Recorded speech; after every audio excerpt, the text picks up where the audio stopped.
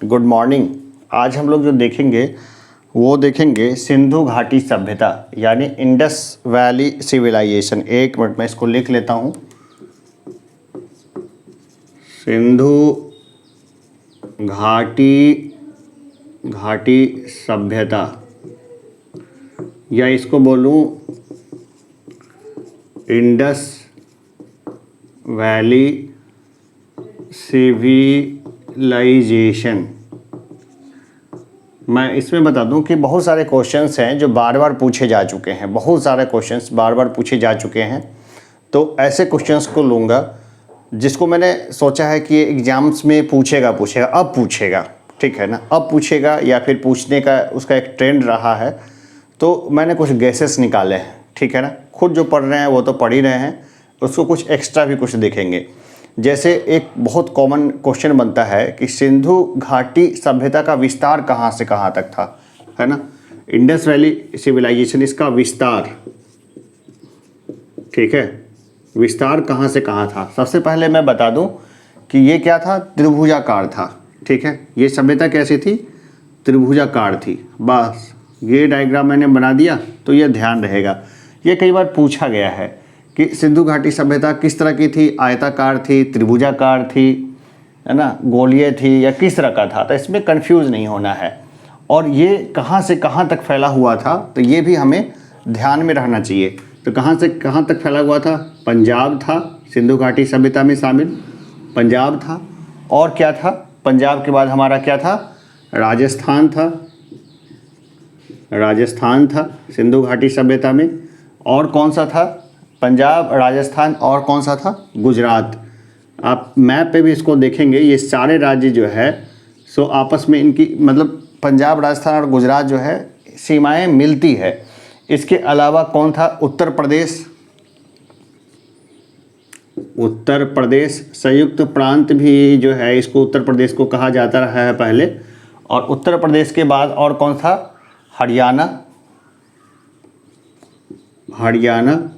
और इसमें अब जो कुछ हिस्से पाकिस्तान में चले गए, जैसे सिंध हो गया, सिंध भी था। और कौन था, बलूचिस्तान था, बलूचिस्तान, ठीक है। तो ये सब जो है सिंधु घाटी सभ्यता में शामिल थे। कितने थे, पंजाब, राजस्थान, गुजरात, उत्तर प्रदेश, हरियाणा। ये तो भारतीय क्षेत्र हो गए, ठीक है ना। ये कौन सा क्षेत्र हो गया, भारतीय क्षेत्र हो गया। सिंध और बलूचिस्तान जो हो गया वो अब पाकिस्तान में पड़ गया। तो बहुत कॉमन सी चीज़ है। कई बार क्वेश्चन आएगा कि मोहनजोदड़ो कहाँ पड़ता है, ठीक है, या मोहनजोदड़ो का मीनिंग क्या है। तो ऐसे क्वेश्चंस बहुत बेसिक्स हैं। तो फैक्चुअल क्वेश्चन भी पूछेंगे और कॉन्सेप्चुअल क्वेश्चन भी पूछेंगे। फैक्चुअल क्वेश्चंस को घोटते रहना है और कॉन्सेप्चुअल क्वेश्चन को भी ध्यान में देना है, एक दूसरी कॉपी नहीं। हाँ, ये भी इसको भी करना है। अब जैसे बहुत कॉमन से क्वेश्चंस हैं, जैसे कि घोड़े के अवशेष कहाँ मिले हैं, क्योंकि हम लोग जानते हैं कि सिंधु घाटी सभ्यता में के लोगों को घोड़े का जानकारी नहीं था। घोड़े और लोहे का जानकारी उनको नहीं था, जिसके कारण वो युद्ध हार गए या फिर आर्यों से हार गए, और वो मतलब वो सभ्यता जो थी वो खत्म हो गई। एक नगरीय सभ्यता थी सिंधु घाटी सभ्यता। कैसी सभ्यता थी, नगरीय सभ्यता थी, नगरीय सभ्यता थी, है ना। अर्बन सिविलाइजेशन थी, अर्बन सिविलाइजेशन थी। और यहाँ पर जो मकान होते थे वो पक्की ईंटों के बने होते थे। ये तो बहुत बेसिक क्वेश्चंस हैं, और ये क्वेश्चंस भी कई बार एग्जाम्स में पूछे जाने की संभावना होती है, पूछे जाएंगे, तो उसमें परेशान नहीं होना है। अब जब लोहे और घोड़े का जब उनको जानकारी नहीं था, तब आता है क्वेश्चंस आता है कि घोड़े के अवशेष कहाँ मिले हैं, घोड़े के अवशेष कहाँ मिले हैं, घोड़े के अवशेष कहाँ मिले हैं, ठीक है। सिंधु घाटी सभ्यता में घोड़े के अवशेष कहाँ मिले हैं, बहुत कॉमन क्वेश्चन है, क्योंकि घोड़ा तो खोजा ही नहीं गया था। खूब सारे आएंगे कि भाई किस पशु के बारे में जानकारी नहीं थी सिंधु घाटी सभ्यता के लोगों को, तो घोड़े के बारे में जानकारी नहीं थी। अब पूछ रहा है कि घोड़े के अवशेष कहाँ मिले हैं, ठीक है। तो कहाँ मिले हैं, सुरकोटदा में, ठीक है। सुरकोटदा में क्या मिला है, घोड़े का अवशेष मिला है, ठीक है, सिंधु घाटी सभ्यता का। अब इसके बाद एक बहुत कॉमन क्वेश्चन आता है कि जैसे हम लोग जानते हैं कि वो कौन सी सभ्यता थी, ग्रामीण सभ्यता तो थी नहीं, जहाँ पे बार्टर सिस्टम का यूज होता। बार्टर सिस्टम यानी कि आपने उसको गेहूँ दिया, बदले में वो आपको टमाटर देगा। तो ये नगरीय सभ्यता थी। और नगरीय सभ्यता में ये लोग किस चीज़ का इस्तेमाल करते थे? तो ये लोग मुहरों का इस्तेमाल करते थे, ठीक है ना। किस चीज़ का इस्तेमाल करते थे? मुहरों का। मुहर का इसको क्या लिखें, इसको मुहरों को, जैसे कि सिक्के वगैरह का इस्तेमाल करते थे, है ना। तो मुहरों का इस्तेमाल करते थे। तो मुहरों का निर्माण किस चीज़ से होता था? मुहरों का निर्माण किस चीज़? मुहरों का निर्माण किस चीज़ से होता था? मुहरों का निर्माण तो वो होता था सेल खड़ी से, ठीक है ना। सेल खड़ी अंग्रेजी में भी लिख देता हूँ ताकि वो कुछ लोगों को ध्यान रह जाएगा। किस चीज़ से निर्माण होता था? Steatite, STEATITE। भाई बहुत महान लोग थे वो। सेल खड़ी से सिक्के ढाल देते थे और सिक्के का इस्तेमाल करते थे मुहरों का। अब क्या है कि हड़प्पा सभ्यता किस युग की सभ्यता थी, ठीक है ना। इसको मैं मिटा देता हूँ, ये मैं इसको जल्दी में मिटा देता हूँ, डिस्टर्ब नहीं होगा क्लास को। तो हड़प्पा सभ्यता जो थी वो किस युग की सभ्यता थी, किस काल की सभ्यता थी, है ना। हम लोग जानते हैं कि कौन से स्टोन एज शुरू हुआ था, ठीक है। स्टोन एज से शुरू हुआ था, पत्थरों का यूज़ करते थे तो पत्थर युग हो गया, स्टोन एज हो गया। तो उसी तरह हड़प्पा सभ्यता जो थी, हड़प्पा सभ्यता थी कौन से युग की? हड़प्पा सभ्यता जो थी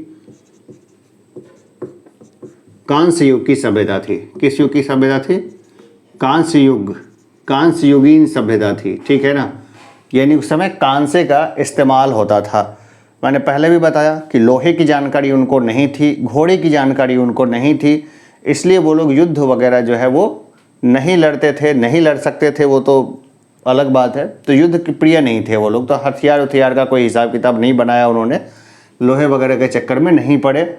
इसलिए आर्य जब अपने साथ घोड़ा और लोहा लेके आए तो ईजिली उसके ऊपर डोमिनेट कर गए।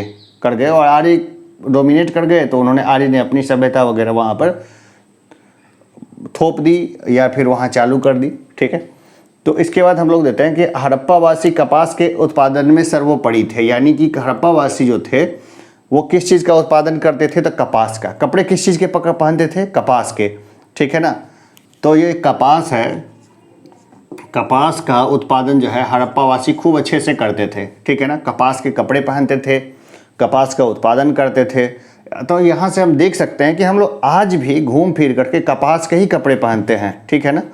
कपास अभी चर्चा में भी खूब रहा है। रिसेंट टाइम में देखें हम लोग तो बीटी कॉटन जो है महाराष्ट्र के किसानों ने उगाना शुरू कर दिया। और एक बार जब वो हमारे चक्र में आ गया, वो जो हमारा जो चक्र होता है खाद्य चक्र में, तो वो जाएगा नहीं, है ना। तो बीटी कॉटन जो है वो उगाना महाराष्ट्र में शुरू कर दिया। वो रिसेंट की खबर है। कपास के उत्पादन में वो सर्वोपरि थे। तो यहाँ से जो क्वेश्चन आए वो छूटना नहीं चाहिए, ठीक है ना।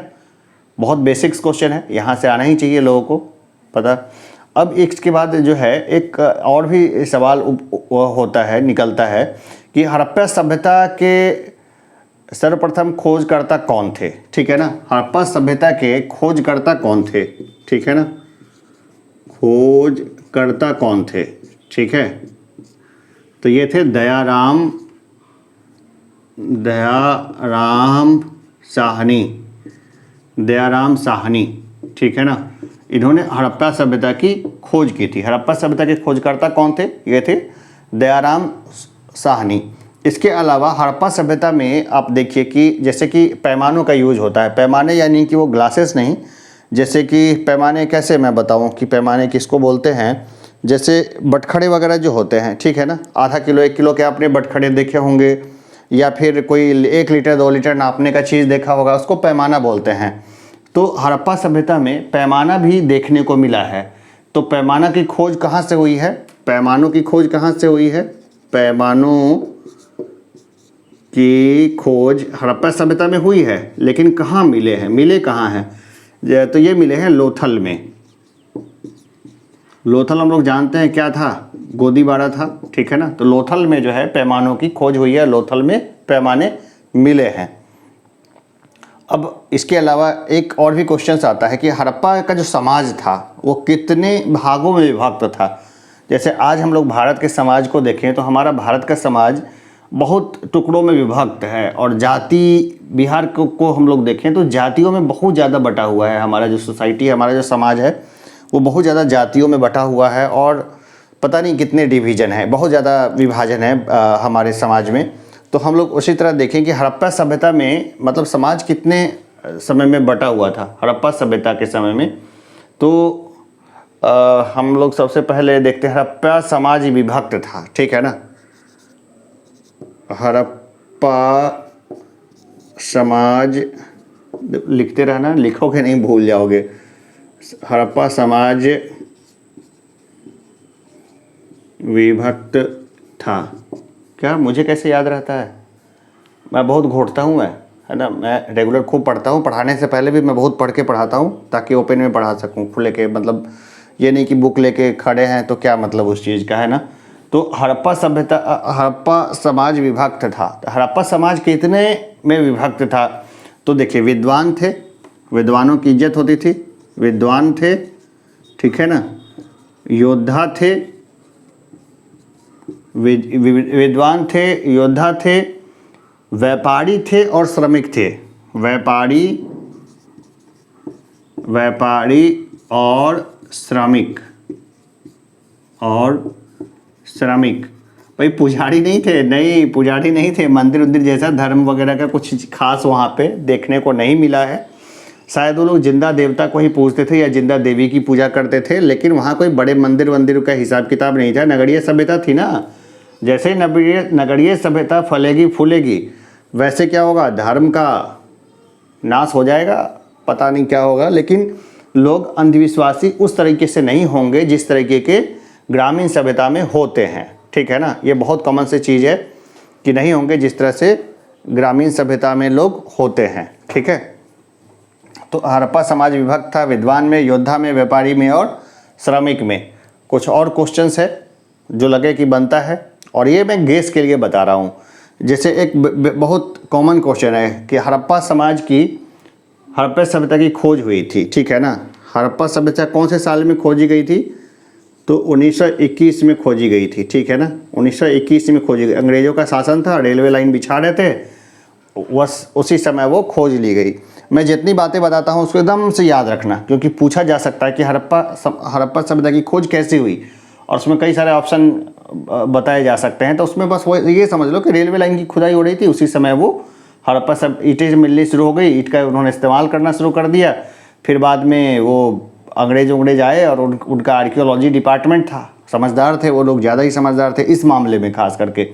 तो समझ गए कि ये कोई प्राचीन सभ्यता है, और उन्होंने प्राचीन सभ्यता को खोज के निकाला क्या, अपने लिए खुद ही उन्होंने गड्ढा खोद लिया। क्यों? क्योंकि इसके बाद भारतीयों को पता चल गया कि अंग्रेज जो हमारे सामने में बनते हैं हीरो, वो दरअसल है नहीं हीरो, क्योंकि हमारी सभ्यता तो इतनी प्राचीन है कि हम लोग जिस समय पूरी दुनिया मोड़ के पंख पहनती थी और बाकी झिंगा लाला करते थे, उस समय हमने तो पूरी दुनिया में नगरीय सभ्यता दे दी, शहर के शहर बसा दिए हमने तो इस तरह से हिंदुस्तानियों में कॉन्फिडेंस आया, और बाद में वो आज़ादी की लड़ाई में भी वो चीज़ें बार बार निकल के आई।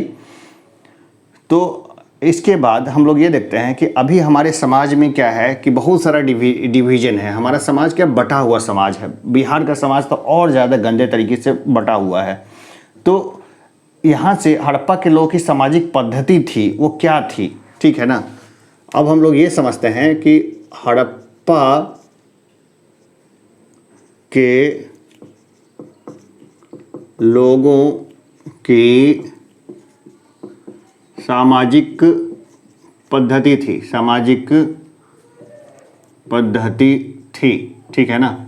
तो ये क्या थी, हड़प्पा के लोगों की सामाजिक पद्धति क्या है, तो ये समतावादी थी, है ना। मतलब उचित समतावादी इसको हम लोग बोलेंगे कि एकदम उचित समतावादी थी।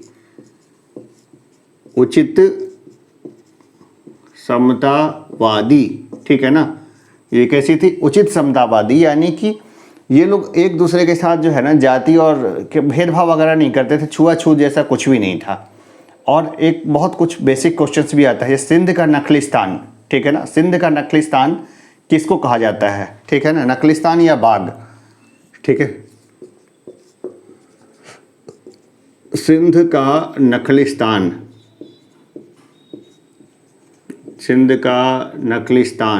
नखलिस्तान या बाग, ठीक है।